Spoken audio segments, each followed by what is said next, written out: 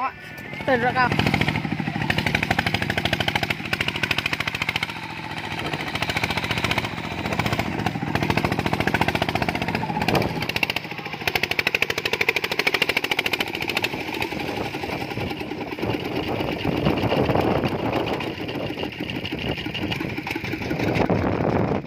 Hai người thanh niên bưng lên.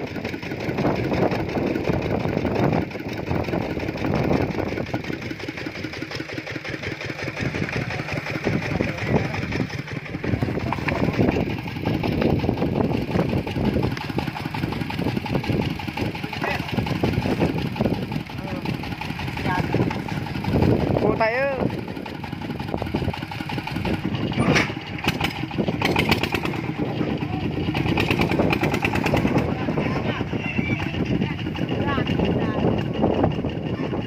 Hai xe luôn.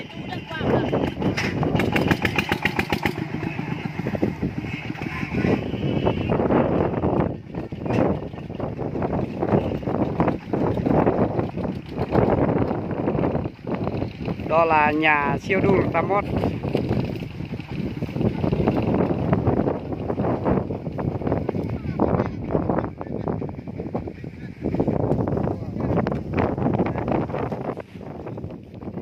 Lại.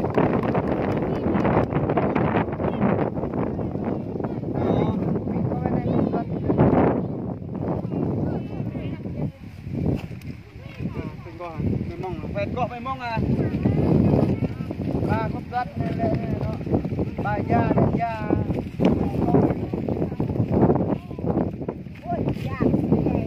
Cái này là bà già nhất, là mẹ của đu chiêu 81 này, đang hút mì.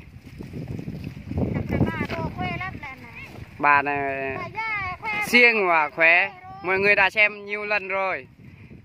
Cái non này cũng là non của cô thôi.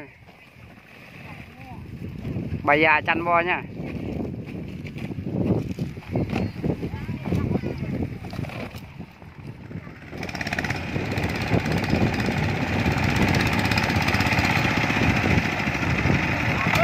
Xem nhá. Này lên dọc.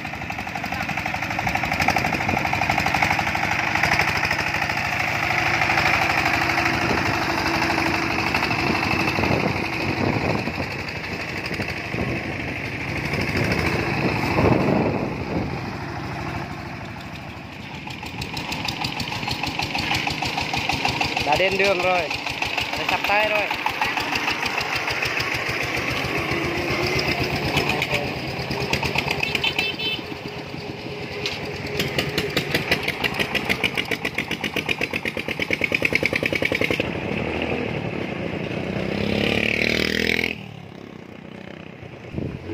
Đây là họ đang bán mì tại nhà bán mì rồi.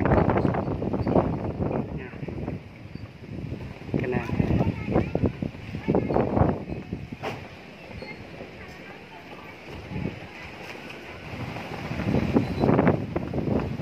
đây là cây xăng.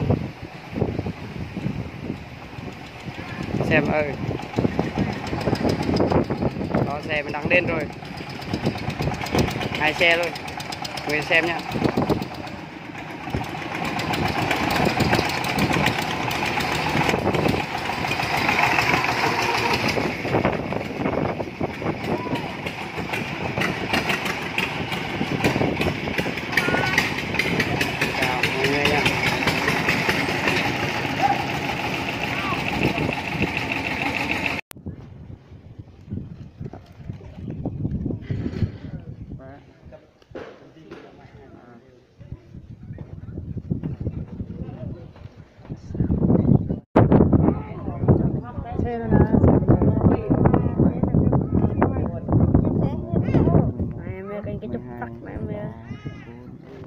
Chơi bầu màu vàng rồi nè.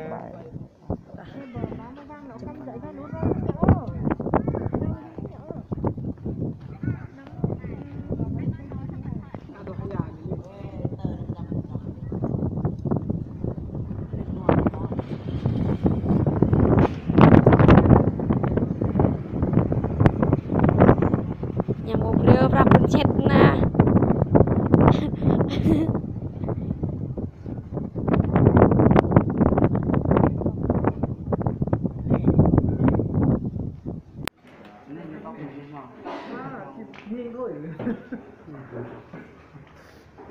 Này này, đoàn làm hôm nay thì là ăn ở đây.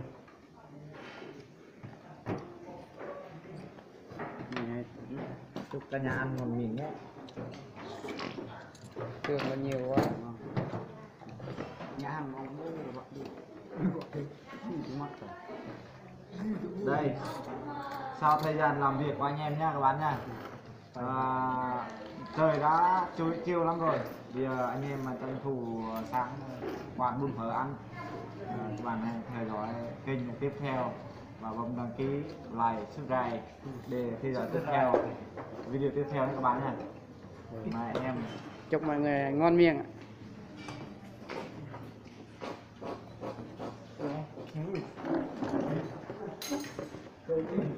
Thành ba bàn luôn.